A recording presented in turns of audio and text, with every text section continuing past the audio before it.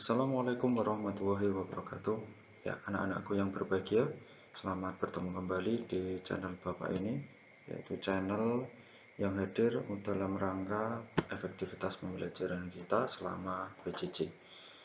Oke, untuk kali ini kita masih berada di seri distribusi normal, salah satu distribusi yang sangat penting dalam penelitian kuantitatif.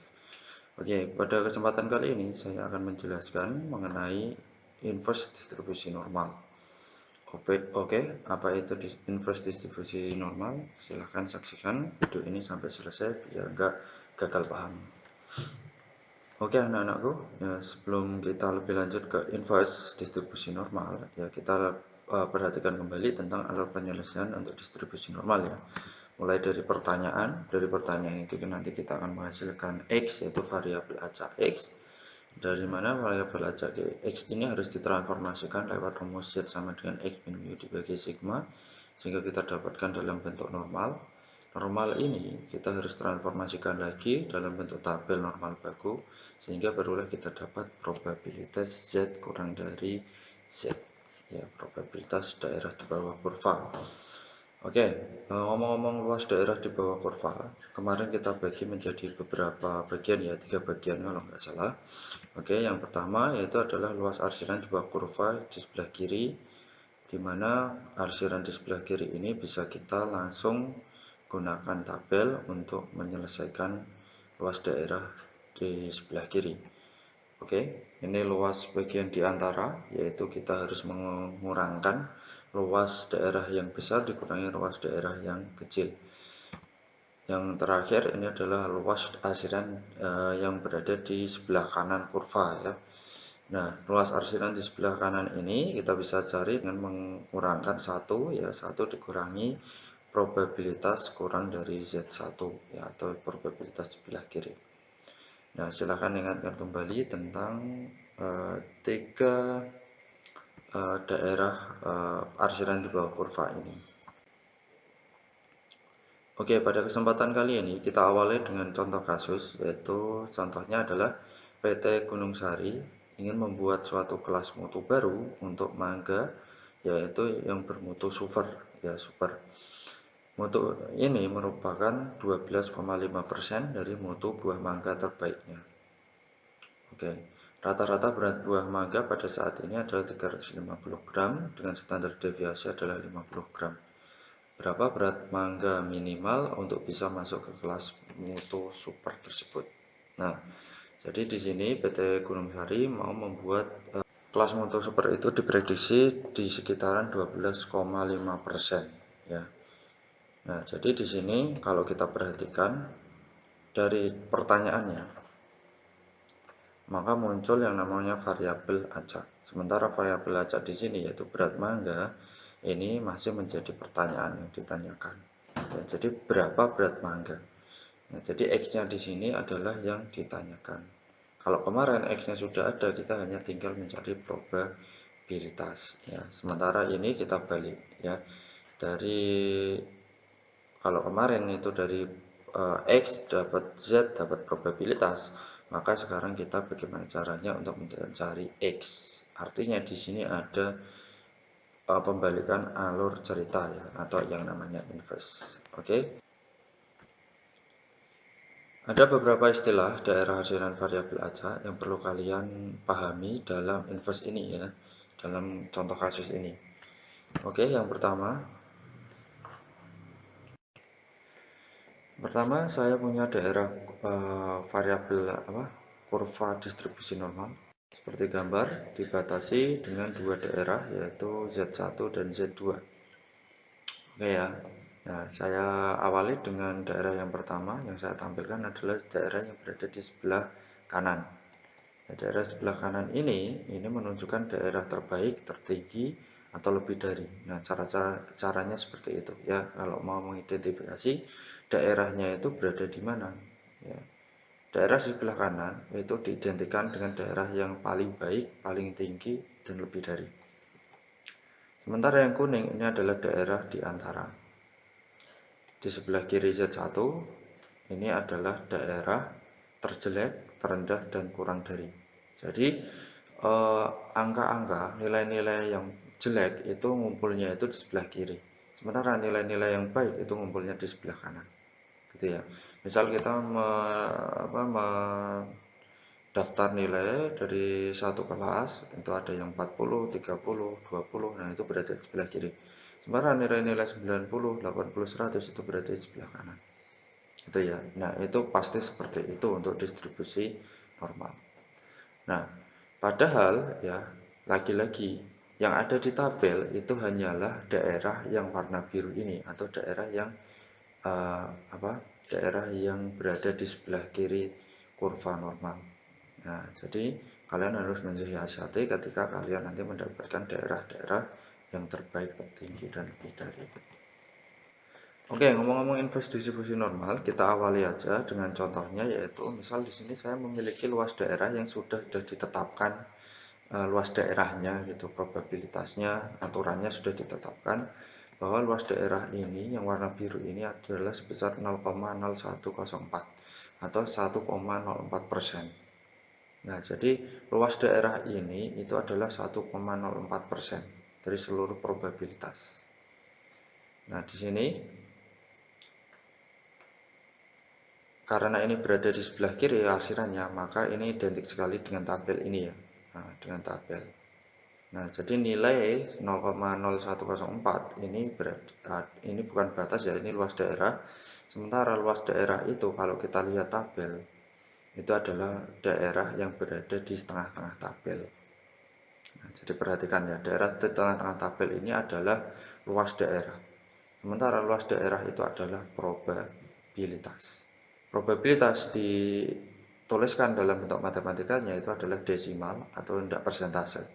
Jadi kalau kalian ketemu dengan persentase atau desimal, maka itu adalah probabilitas. Di tabel itu letaknya berada di tengah-tengah. Oke ya. Kalau kemarin kita memiliki batas kita pakai tabel, yaitu kita identifikasi dari Z1 itu dari samping ke tengah, sehingga kita dapatkan probabilitas 0,0104. Nah, sekarang kita balik ya. Dari 0,014 ini, 04 ini adalah probabilitasnya. Kita coba balik ya untuk mendapatkan Z1-nya atau batasnya. Jadi yang ditanyakan tadi adalah batas minimal berat mangga ya. Nah, jadi di sini yang dicari bukan probabilitasnya tetapi Z1-nya. Otomatis logika kita itu kita balik, yaitu dari tengah ke samping-samping ya, dari tabel ini. Nah, lantas bagaimana caranya? Yaitu kita cari nilai yang berada di tengah-tengah tabel ini yang tepat dengan 0,0104 atau probabilitasnya. Oke, kita lah cari loopnya ya, sehingga ketemu di sebelah sini ternyata ya. 0,014 ini adalah probabilitas kita, persentase kita. Nah, untuk mendapatkan Z1 maka kita tinggal tarik aja dari 0,014 ini ke kiri ya, sehingga kita dapatkan min 2,3. Nah, ke samping kiri dan ke samping atas. Oke, kita dapatkan 0,01. Sehingga di sini kita bisa dapatkan Z1-nya yaitu samping kiri ditambah samping atas. Sehingga kita dapatkan min 2,3 ditambah 0,01. Sehingga kita dapatkan Z1-nya itu sama dengan min 2,31. Nah, jadi seperti itu anak-anak, bagaimana kita mengubah dari probabilitas menjadi Z1. Ya, jadi kita balik ya. Kita inversekan dari probabilitas menjadi Z1. Nah, selanjutnya dari Z1 ini kita bisa mencari X-nya. Seperti apa? Silahkan saksikan slide berikutnya. Kita kembali ke kasus ini. Dari kasus itu kita bisa mendapatkan apa yang kita ketahui, yaitu mu-nya rata-ratanya itu 350 gram, sigmanya atau standar deviasinya itu adalah 50 gram. Sementara arti dari probabilitas 12,5 derajat dari mutu buah mangga terbaik dalam soal ini itu adalah luas daerah arsiran di bawah kurva yang berada di sebelah kanan sebesar 12,5% atau 0,125, maka dikatakan sebagai daerah mutu super. Jadi masih ingat tadi ya pembagian daerahnya, sebelah kiri daerah paling jelek, sebelah kanan daerah paling super, paling baik yang lebih dari. Nah, seperti itu. Maka arsiran kita, karena ini itu yang diketahui daerah super 12,5%, maka kita taruh aja Z minimal sembarang ya di sini. Akan kita cari nanti batasnya. Arsirannya itu karena super, maka berada di sebelah kanan arsirannya. Oleh sebab itu, bahasa kita itu adalah probabilitas Z lebih besar dari Z1, sebelah kanan ini arsirannya, itu adalah besarnya persentase ini, 0,125. Nah, jadi luasan yang biru ini ya, yang berada di sebelah kanan itu adalah 0,125. Lagi-lagi karena tabel itu terbatas merupakan luasan dari kiri, maka kita harus mencari luasan di sebelah kiri Z. Ini minimal. Yaitu dengan mengurangkan 1 dikurangi probabilitas lebih dari Z1. Sehingga kita dapatkan probabilitas kurang dari Z1 itu adalah 1 min 0,125. 1 dikurangi 0,125. Yang kita dapatkan adalah 0,875, daerahnya sebelah kiri seperti ini. Nah, karena ini sudah berada di lulusan sebelah kiri, maka kita sudah bisa menggunakan tabel. Oke, ini yang kita ketahui, kita pakai nilai Z positif ya, karena berada 0,875 ini, itu berada di Z positif.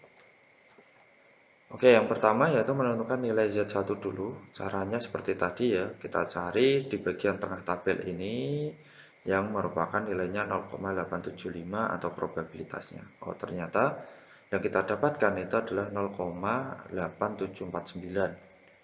Kemungkinan nilai probabilitas yang kita cari itu mendekati, kan merupakan nilai pendekatan. Jadi nggak bisa langsung ketemu 0,875. Nah, langkah baiknya kita cari yang mendekati. Karena di sini 0,8749 kalau kita bulatkan ke 3 digit di belakang koma, maka kita dapatkan 0,875. Dan setelah kita dapatkan probabilitas di tengah-tengah tabel ini, maka kita tinggal tarik aja ke samping kiri, maka kita dapatkan 1,1 dan samping atas kita dapatkan 0,05. Sehingga kita dapatkan Z1-nya adalah samping kiri ditambah samping atas, yaitu 1,1 ditambah 0,05. Sehingga Z1-nya itu adalah 1,15. Nah, ini adalah batas minimal yang kita cari tadi. Tapi di sini masih dalam bentuk Z1, belum dalam bentuk X atau variabel sesungguhnya yang kita cari ya. Nah, oleh sebab itu, langkah selanjutnya adalah menentukan nilai X. Ya. Cara menentukan nilai X yaitu kita pakai alat transformasi kita. Transformator kita yaitu dengan rumus Z sama dengan X min mu dibagi sigma. Tinggal kita masukkan aja Z-nya 1,15 sama dengan X yang kita cari dikurangi mu-nya 350 dibagi 50 ya, dibagi 50. Nah, di sini pembagian kita pindah ke sebelah kiri maka jadinya perkalian 1,15 kali 50 sama dengan X min 350. Oke, kita lanjutkan. Kita tukar aja ini ya. X min 350 sama dengan 1,15 kali 50 itu sama dengan 57,5. Kita pindah min 350 ke sebelah kanan hingga kita dapatkan X-nya sama dengan 407,5 gram. Nah, jadi di sini kita baru dapatkan X-nya sama dengan 407,5 gram. Nah, ini yang baru menjawab pertanyaan kita tadi. Nah, jangan lupa memberikan kesimpulan ya. Biasanya yang terlupakan bisa mengerjakan dengan baik tetapi tidak memberikan kesimpulan.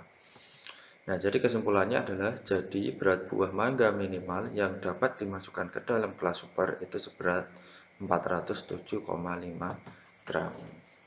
Nah, itu adalah anak-anak tutorial bagaimana kita menginverskan ya distribusi normal dari probabilitas menjadi nilai X atau variabel acaknya. Oke, semoga dapat membantu. Selamat belajar, selamat siang. Assalamualaikum warahmatullahi wabarakatuh.